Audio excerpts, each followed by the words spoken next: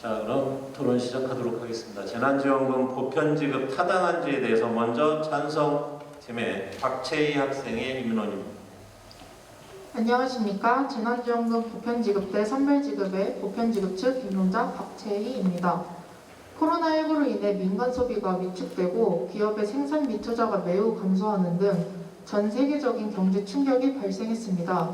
이러한 코로나19 피해에 대한 경제적 지원 정책 실시 시기와 규모를 결정하는 데 많은 논란이 있었으며, 특히 재난지원금 지급 대상을 결정하는 데 있어서 보편지급과 선별지급 사이에서 논란이 있었습니다. 이에 저희 팀은 재난지원금을 보편지급해야 한다고 생각합니다. 그 이유에 대해서 말씀드리도록 하겠습니다. 우선 코로나는 모두가 겪은 재난이고 현재 여전히 진행 중입니다. 아시다시피 이 범지구적 재난으로 피해를 보지 않은 사람은 없습니다. 말 그대로 재난으로 인해 피해를 받은 이들을 지원하기 위해 쓰이는 돈이 재난지원금이라면 모든 국민이 재난을 겪었기에 모두가 재난지원금을 받아야 한다고 생각합니다. 또한 재난지원금 지급 대상 선별 기준을 만들기 어렵고 대상을 선별하는 데도 많은 행정비용이 투입됩니다. 이번 코로나 재난 속에서 건강보험료 기준으로 지급해왔는데요. 이는 실질 재산 상태를 엄밀히 반영하고 있지 못합니다.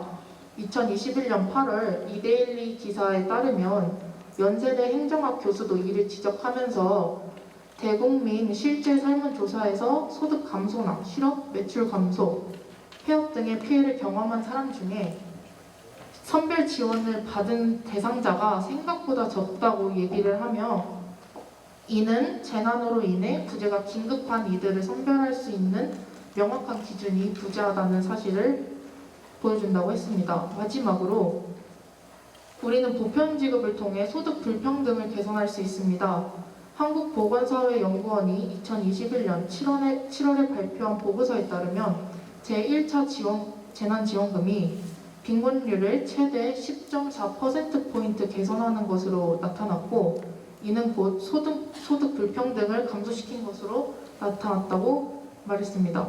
위와 같이 저희 재난지원금 보편지급 측은 재난지원금의 취지와 선별 기준의 설정의 어려움, 그리고 보편지급이 소득 불평등을 개선할 수 있다는 점을 근거로 들어 재난지원금을 보편지급해야 한다고 주장합니다. 이상입니다.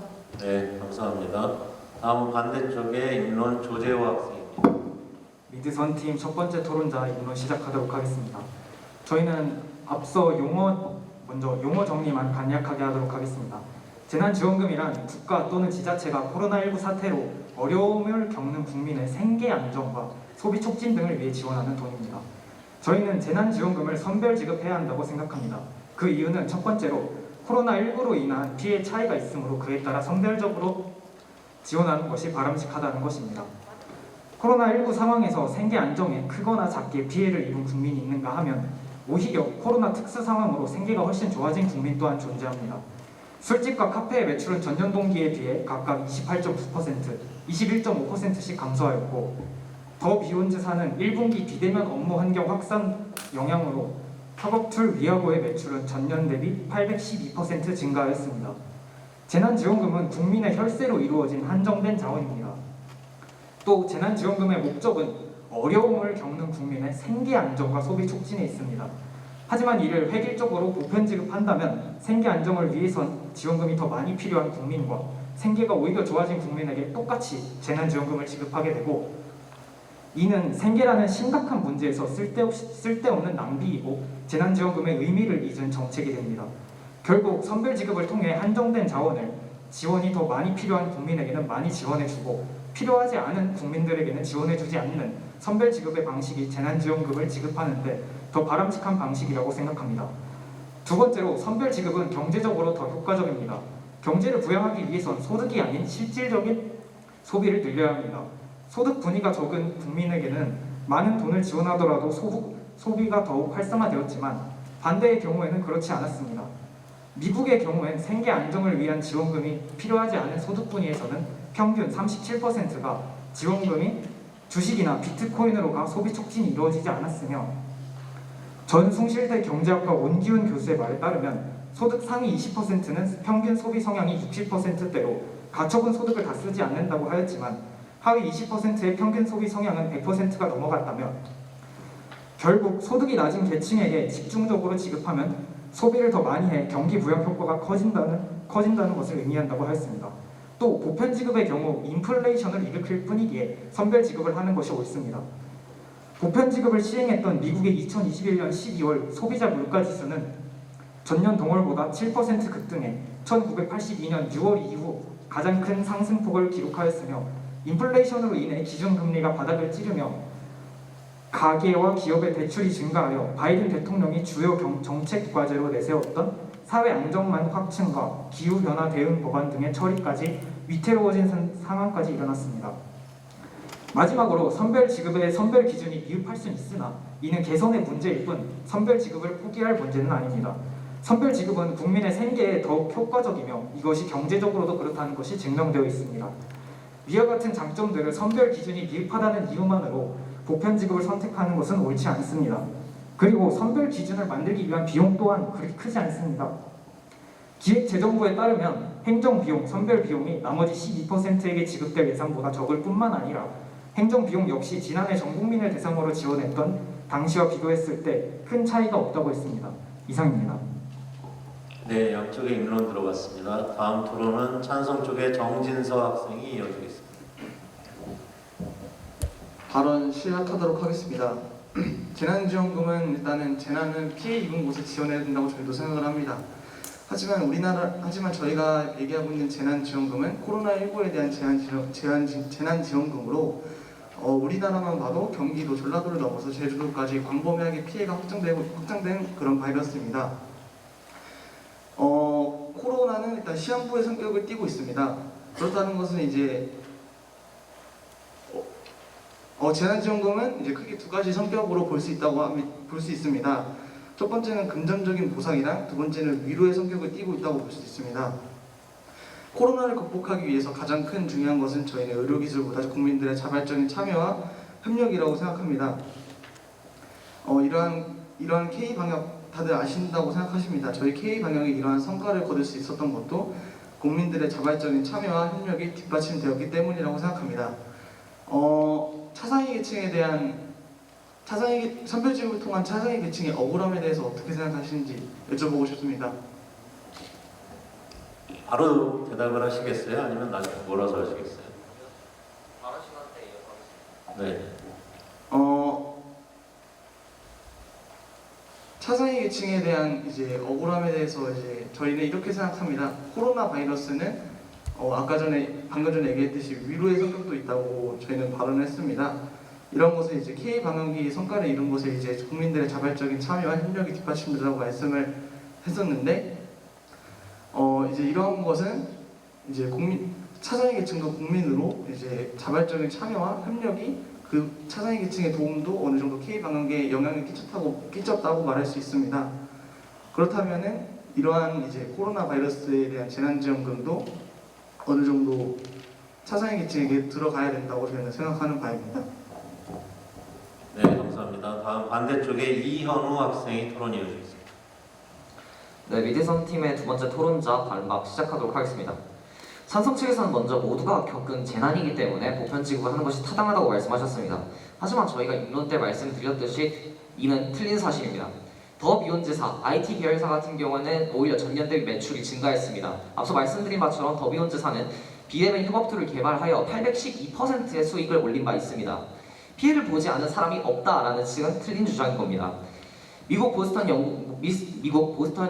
대학의 연구에 따르면 코로나19로 인한 우울증이 소득이 낮은 계층보다 소득이 낮은 계층이 소득이 높은 계층보다 7배 더 유병률이 높았음을 밝혔습니다. 이는 우리나라 또한 마찬가지였습니다. OECD의 경우 우리나라의 37%의 국민들이 코로나19로 인한 우울증을 경험하고 있다고 밝힌 바에 따르면 모두가 겪은 재난이라는 말은 틀린 말입니다. 피해를 보는 이들도 있겠지만 오히려 이 상황을 통하여 오히려 더 경제적인 이익을 본 집단이 있다는 것을 간과해서는 안 됩니다. 두 번째로 선별 기준이 어려우며 행정 비용이 발생하기 때문에 선별 지급은 비효율적이라고 말씀하셨습니다. 그러나 입론에서 말씀드렸듯이 기획재정부가 발표한 내용에 따르면 행정 비용과 선별 비용은 1차 재난지원금과 선별 지급이 다른 바 없었습니다. 오히려 그런 부분에선 이익이라고 볼 수도 있겠죠. 선별 지급 대상자가 적다라는 말조차도 정확한 데이터가 밝혀지지 않은 바에 따르 않았습니다. 선별 기준이 애매하다, 선별 기준이 부족하다는 것은 우리가 개선해 나가야 하고 도와나가야 할 문제라고 생각합니다. 실제로 2차 재난지원금 때는 이의 신청 건수가 7만여 건에 달았지만 5차 재난지원금 때는 이의 신청이 5만여 건으로 크게 줄어든 바 있습니다. 이는 우리 정부가 충분히 이런 부분에 대해서 적극적으로 구제하고 개선해 나갈 수 있는 방향임을 알려주고 있는 것입니다. 마지막으로 소득 불평등을 개선할 수 있다라고 밝혀주셨습니다. 보편 지급이 더욱더 경제적으로 이익이라는 주장인데요. 저희도 말씀드렸다시피 오히려 선별 지급이 더욱더 이익이라는 연구 결과도 있으며 더 경제를 부양하는 데 있어서 충분히 효과가 있음을 밝히고 있습니다. 빈곤율에 대해서 말씀하셨지만 이는 오로지 1차 재난지원금의 단편적인 내용일 뿐 5차 재난지원금과 같은 선별지급과는 비교되지 않은 바라는 것, 그저 절대적인 수치이지 상대적으로 어떤 것이 더욱더 이익이 되었는지는 밝히지 않은 점을 지적하고 싶습니다. 오히려 선별지급이 이익이라는 점을 말씀드리고 싶은데요. 보편지급은 그저 경기를 부양하는 것이 주 목적이 됩니다. 하지만 선별지급은 경기를 부양하는 것 이전에 먼저 사람의 생계를, 저소득층의 생계를 우선시하는 겁니다. 경기 부양도 물론 중요하겠지만 이 코로나19로 인해서 실제로 피해를 보고 있는 집단들, 이러한 사람들을 먼저 구제하는 것이 재난지원금의 목적인 겁니다. 재난으로 인해 피해받은 사람들을 구제하는 것이 이 재난지원금의 목적이라는 부분을 다시 강조하면서 이상 발언 마치도록 하겠습니다. 네, 감사합니다. 찬성 쪽의 토론 양혜원 학생입니다. 발언 시작하겠습니다. 반대 측에서 업종별로 차이가 있다라고 말씀해 주셨는데 저희는 업종별로 수혜를 입은 업종이 있다고 해석하고 싶습니다. 그것이 맞다면 저희는 그것을 크게 보면 그렇게 보일 수도 있다고 생각하지만 개개인의 입장을 살펴보면 그렇지 않다고 생각합니다. 예를 들어 배달 플랫폼으로 이야기를 해보겠습니다. 배달 플랫폼 그 자체만으로만 성장한 것이지 그 배달 플랫폼을 이용하는 소상공인들은 계속해서 인상되고 있는 배달 플랫폼 서비스 수수료를 계속해서 부담하고 있습니다. 또 2020년 10월 7일 경향신문에서는 배달기사 79.2%, 온라인 배달사 75%, 배달 노동자 63.9% 업종이 오래 일할수록 노동 강도만 세지고 있다는 것을 밝혔습니다. 또한 코로나로 인한 걱정은 무엇이냐라고 물었을 때 일자리를 잃은 사람들이 계속해서 몰려들어 경쟁력이 심화되었다고 밝혔습니다. 또 경쟁력 심화 9.1%, 건강 악화 74%의 의견들이 많이 나왔습니다. 즉 이러한 것을 토대로 업종별로 차이가 있다고 하는 것은 크게 보면 그렇게 보일 수도 있지만 그 자세히 안쪽 면을 살펴보고 개개인의 사정을 하나하나 따지자면 그렇지 않다고 말씀드리고 강조하고 이야기하고 싶었습니다. 이상 발언 마치겠습니다. 네, 감사합니다. 다음 토론 반대쪽의 임도균 학생이 이어주겠습니다. 네, 반대측 세 번째 토론자 임도균 반론 시작하도록 하겠습니다. 첫 번째로 반박을 해주시는 부분에서 코로나 바이러스가 시한부적인 성격을 가진다라고 하셨는데요. 저희가 전에 겪었던 메르스나 사스나 그리고 코로나의 바이러스의 성격이 상당히 유사한 걸 봤을 때 이 바이러스가 시한부적으로 그친다라고 단정하는 것 자체가 모순적이라고 생각을 합니다. 그리고 또한 보편지급이 경기를 부양한다라는 논리를 말하셨는데 보편지급으로 인하여 국가 부채 비율은 37%에서 46%, 한 번에 9% 정도가 상승했습니다. 그 점은 무엇을 의미하냐? 외국의 투자에 대해서 꺼려지거나 외국의 투자가 감소할 수 있다는 걸 의미할 수 있습니다. 또한 저희 얘기를 했을 때 저희 주장에 반박을 하지 않으시고 차상위 계층, 즉 차상위 계층도 우리 코로나 K 방역에 참여했으므로 우리가 차상위 계층을 보장해야 된다라고 얘기를 하셨습니다. 그러나 저희 측에 반박 없이 차상위 계층에 대한 내용만 둥그러니 떠 있을 뿐입니다.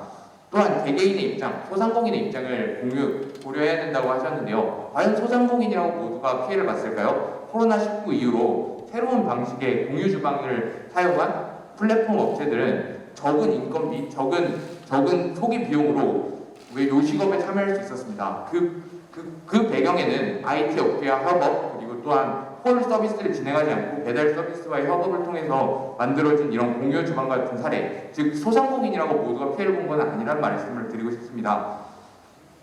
그렇게 또한 다음으로 얘기를 드리면 코로나를 통하여 입은 피해가 증가하는 거에 있어서 배달비 얘기를 해주시고 배달 플랫폼 각각의 개인을 봐야 한다라고 얘기를 해주셨는데 각각의 개인을 보기에는 어떤 정책도 문제가 있습니다. 우리 코로나 재난지원금 앞에 긴급이라는 글자가 붙었죠. 긴급이라는 글자는 지금 바로 급한 사람에게 사용해야 된다는 것입니다. 선별 복지의 단점이라고 볼 수 있는 행정비용 그리고 행정 절차를 그렇게 개개인을 고려하게 된다면 보편 지급에서도 충분히 감소해야 되는 리스크가 될 수 있습니다. 그리고 사각지대 얘기를 계속 하고 싶은데요. 그 선별 지급에서 있는 사각지대는 저희가 뉴스 보도를 통해서든 아니면 또 어떠한 제보를 통해서든 충분히 저희가 인지를 하고 있으며 5차 재난지원금을 받을 당시에 그 선별 지급에 있어서 민원 제기 비율이 7만 건에서 5만 건으로 줄어들었다는 점을 인지해 주셨으면 좋겠습니다. 이상입니다. 네, 감사합니다. 양쪽에 마무리 발언만 남겨놓고 있습니다. 먼저 찬성 쪽의 마무리 발언 정은석 학생입니다. 네, 찬성 측 마무리 발언 시작하도록 하겠습니다. 일단 첫 번째로 반대 측에서 두 번째 입론에서 경제 효과가 선별적 지원이 더 크다라고 말씀을 하셨는데 거기에 대한 근거가 미국을 예시로 들어서 미국에서 주식이나 코인에 투자하는 사례가 있었다. 그래서 이것은 경제 효과를 더 악화시킨다라고 말씀하셨습니다. 하지만 한국에서 과연 주식이나 코인에 투자한 사례가 더 있으신가요? 조사한 바가 있으신가요? 한국에서? 네, 알겠습니다. 일단 그거에 대해서 답변을 기다리도록 하고 그렇기 때문에 현재 지금 근거로 되신 것이 미국을 예시로 들으셨는데 저희 측에서 한국을 예시로 들은 자료가 있는데요. 2020년 2분기에 보편적 지급이 실시되었던 시기에 OECD 국가 중 1위의 경제 성장률을 보이고 있습니다. 내용을 보면은 순수출은 마이너스 4.1%포인트였는데 하지만 민간 소비 증가율은 0.7%포인트로 상승을 했습니다. 그렇지만 2020년 3, 4분기에는 선별적 지급으로 시행을 하였는데 순수출은 오른 반면 민간 소비 증가율은 0%포인트나 마이너스 0.8%포인트로 기여를 하지 못했습니다. 그로 인해서 2분기에는 경제 성장률이 1위였지만 3분기에는 37위, 4분기에는 8위에 달하게 되었습니다. 이것을 보고도 과연 선별적 지원이 경제 효과에 도움이 되는가에 대해서 의문이 든다는 주장을 하는 바입니다. 이상입니다. 네, 감사합니다. 마지막으로 반대쪽의 마무리 발언 김한결 학생입니다. 네, 미드선 팀 4번 토론자 최종 발언 시작하겠습니다. 먼저 찬성 측께서는 모두가 피해를 입었기 때문에 모두에게 지급하는 것이 바람직하다라고 하셨죠. 코로나19로 인해 많은 자영업자 그리고 소상공인들은 기존 매출의 30%에 해당하는 엄청난 피해를 입었습니다. 반면에 위와와 같은 IT 기업은 전년 대비 800%에 해당하는 매출 상승률을 보였죠. 이것이 같은 피해를 입은 것입니까? 피해가 다른데 같은 대우를 적용하는 것은 오히려 바람직하지 않습니다. 또한 한정된 자원을 가지고 피해가 있는 사람과 피해가 없는 사람을 구제해야 한다면 피해를 입은 사람을 구제하는 것이 맞습니다. 두 번째로 찬성 측께서는 소득 불평등 개선을 근거로 들어주셨습니다. 하지만 저희가 강조하고 싶은 점은 선별 지급이 더 소득 불평등 개선에 효과가 있다는 점입니다. 평소 먹지 못했던 것을 먹고 못 샀던 걸 사고 1차 재난지원금으로 인해서 새 안경을 맞춘 사람들이 그렇게 많다고 하죠. 이것이 피해를 구제받는 행위입니까? 아닙니다. 하지만 이 재난지원금들이 오히려 선별 지급을 통해 그 소상공인들, 자영업자들에게 돌아간다면 그들은 월세를 내고 임대료를 내고 밀린 빚을 갚는 등 피해를 구제받는 실질적인 소비 행위를 합니다. 오히려 이것이 소득 불평등 해소에 더 도움이 됩니다. 마지막으로 찬성 측에서는 선별 기준의 어려움 그리고 행정비용의 문제를 드셨죠. 네, 인정합니다. 어찌됐든 기준이라는 것은 주관적이기에 사각지대가 발생할 수밖에 없습니다. 하지만 이것이 선별 지급을 포기해야 하는 이유가 될 수는 없습니다. 앞서 말했던 선별 지급은 여러 이점을 갖고 있고 비용의 문제는 이를 피해야 하는 이유가 될 수는 없다는 점입니다. 선별 지급의 입장에서 선별의 기준과 비용은 단지 장애물일 뿐입니다. 우리는 이 장애물을 뛰어넘을 생각을 해야지 보편 지급이라는 방식으로 돌아갈 생각을 해서는 안 됩니다.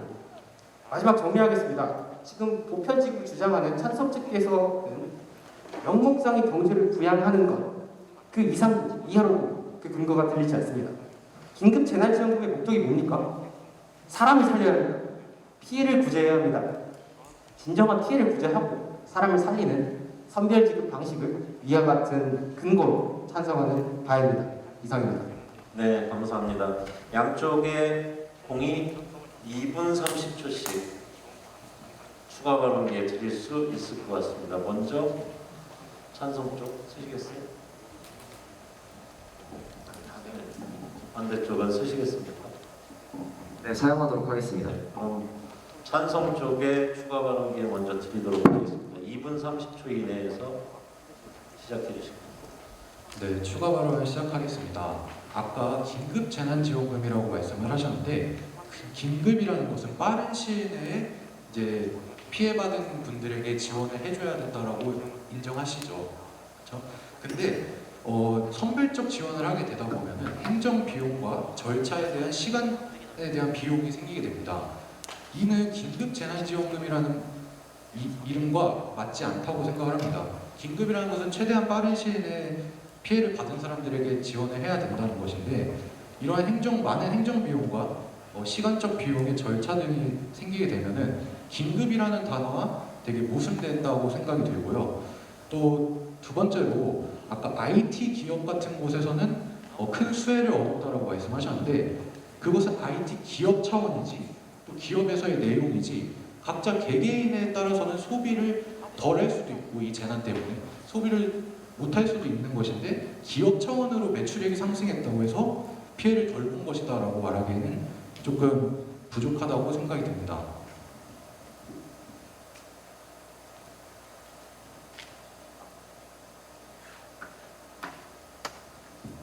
네, 이상입니다. 네, 다 쓰신 거죠? 다 쓰신 거죠? 네. 다음은 반대쪽에 추가 발언 기회 2분 30초 드리겠습니다.